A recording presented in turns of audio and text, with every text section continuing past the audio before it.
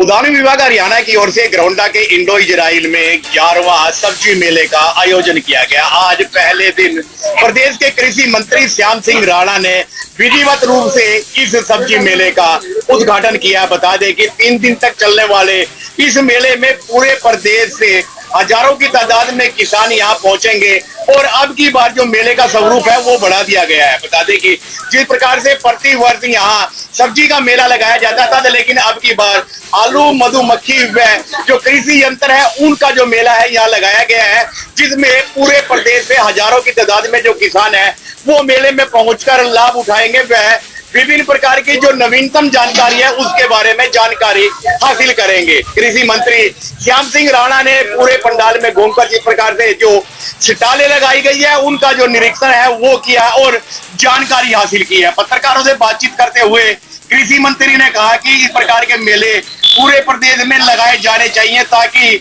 आम जो किसान है, जो एक ग्रामीण क्षेत्र में जो किसान कृषि करता है उसको नवीनतम जानकारी हासिल हो सके। उसके बाद उन्होंने कहा कि जिस प्रकार से शंभू बॉर्डर पर किसानों द्वारा 13 महीने से धरना प्रदर्शन किया जा रहा था, पंजाब सरकार ने अब उसको हटा दिया है, जिससे एक आम जन को ज्यादा सुविधा मिलने वाली है। ग्राउंडा से जनता टीवी के लिए सुशील कौशिक। यमुनानगर पौंटा साहब मार्ग पर मानकपुर इंडस्ट्री एरिया के नजदीक आज प्रातः एक सिरकटा शव मिलने से सनसनी फैल गई। लोगों ने जब सिरकटा शव देखा तो तुरंत इस संबंध में थाना सदर पुलिस को इंफॉर्मेशन दी, जिस पर पुलिस ने मौके पर आकर शव को कब्जे में लिया। पुलिस का कहना है कि शव के नजदीक ही एक सफेद रंग की कार खड़ी थी, जिससे मृतक की शिनाख्त हो सकी। बताया जा रहा है कि युवक यमुनानगर के ही मांडखेड़ी का रहने वाला था और जिसका नाम भारत था और एक पुलिस कर्मचारी का भाई बताया जा रहा है। पुलिस कर्मचारी ने जानकारी देते हुए बताया कि उसका भाई देर शाम लगभग 6 बजे यमुनानगर के लिए गया था, लेकिन जब रात 12 बजे तक वह वापस घर नहीं पहुंचा तो उन्होंने कई बार उसके फोन पर संपर्क किया, लेकिन नहीं फोन उठाया गया। जिस पर उन्होंने बताया कि आज प्रातः उन्हें सूचना मिली कि उनके भाई की हत्या कर दी गई है। बताया जा रहा है कि यह हत्या तेजधार हथियार से की गई और गर्दन तथा चेहरे पर कई वार किए गए।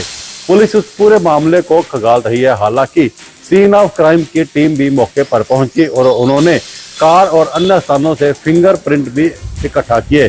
पुलिस ने जिस हथियार से हत्या की गई थी उस हथियार को भी तलाशने की कोशिश की, लेकिन आसपास कहीं भी हथियार नहीं मिला।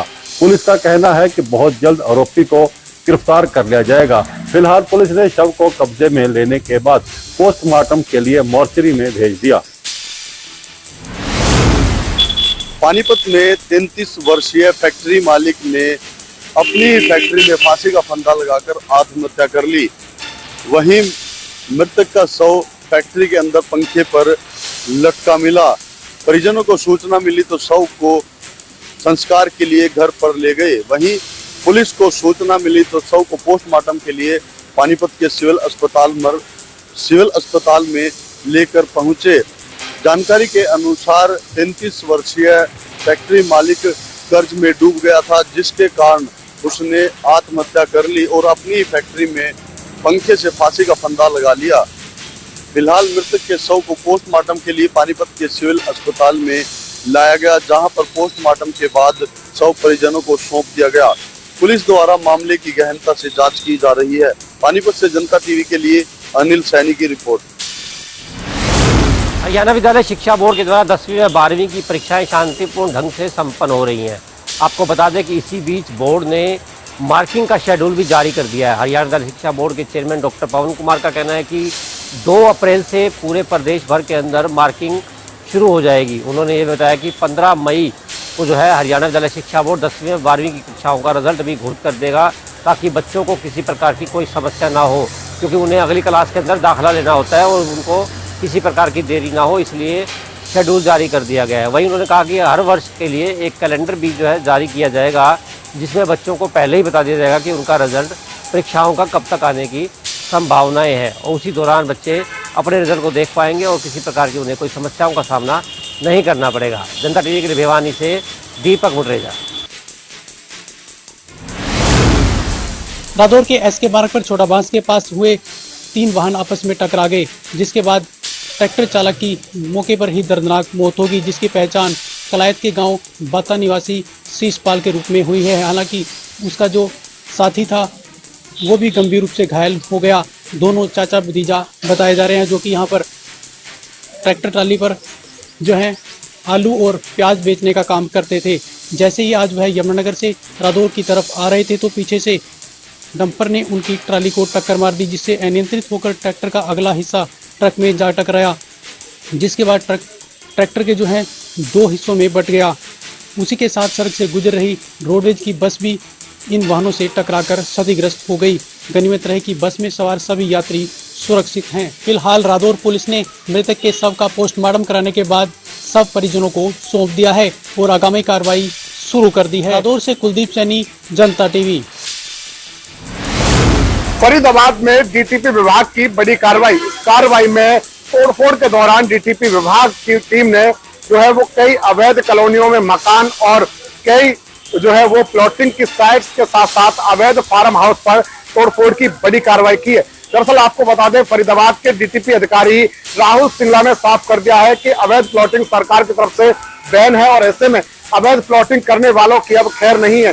जो भी बिल्डर अवैध प्लॉटिंग करेगा उसके खिलाफ तोड़फोड़ की कार्रवाई की जाएगी। साथ ही राहुल सिंगला ने जनता से अपील की है कि वह इन प्लॉटों के जो है वो झांसे में ना आए। सस्ते प्लॉट का झांसा देकर जो है वो बिल्डर भोली भाली जनता को फंसा देते हैं और उसमें खामियाजा गरीब लोगों को भुगतना पड़ता है। तो ऐसे में राहुल सिंगला ने फरीदाबाद में हो रही अवैध प्लॉटिंग की लिस्ट तैयार की है।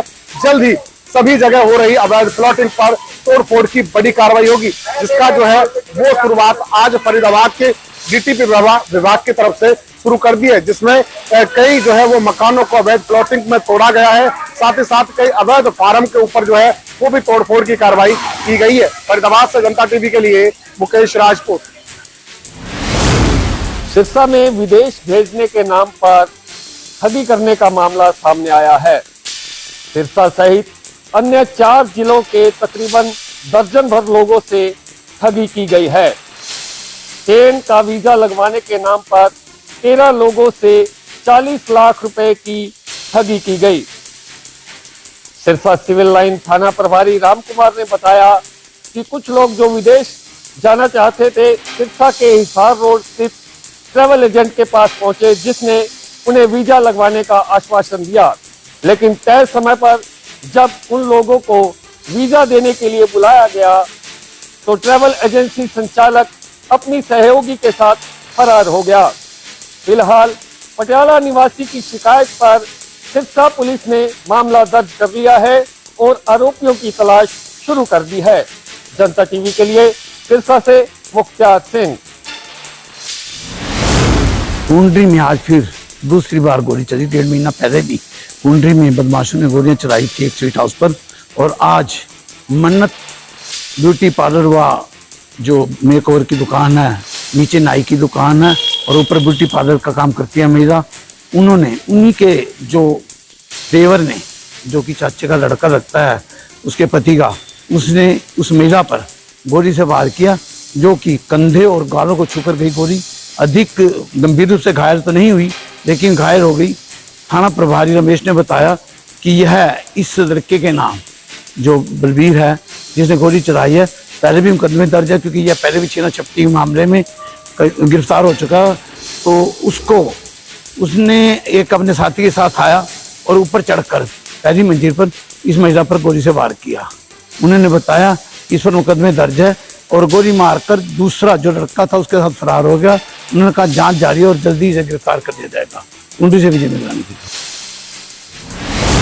उद्यान विभाग हरियाणा की ओर से ग्राउंडा के इंडो इजराइल में 11वां सब्जी मेले का आयोजन किया गया। आज पहले दिन प्रदेश के कृषि मंत्री श्याम सिंह राणा ने विधिवत रूप से इस सब्जी मेले का उद्घाटन किया। बता दें कि 3 दिन तक चलने वाले इस मेले में पूरे प्रदेश से हजारों की तादाद में किसान यहाँ पहुंचेंगे और अब की बार जो मेले का स्वरूप है वो बढ़ा दिया गया है। बता दें कि जिस प्रकार से प्रति वर्ष यहाँ सब्जी का मेला लगाया जाता था, लेकिन अब की बार आलू, मधुमक्खी व जो कृषि यंत्र है उनका जो मेला है यहाँ लगाया गया है, जिसमें पूरे प्रदेश से हजारों की तादाद में जो किसान है वो मेले में पहुंचकर लाभ उठाएंगे। वह विभिन्न प्रकार की जो नवीनतम जानकारी है उसके बारे में जानकारी हासिल करेंगे। कृषि मंत्री श्याम सिंह राणा ने पूरे पंडाल में घूमकर जिस प्रकार से जो स्टालें लगाई गई है उनका जो निरीक्षण है वो किया और जानकारी हासिल की है। पत्रकारों से बातचीत करते हुए कृषि मंत्री ने कहा कि इस प्रकार के मेले पूरे प्रदेश में लगाए जाने चाहिए ताकि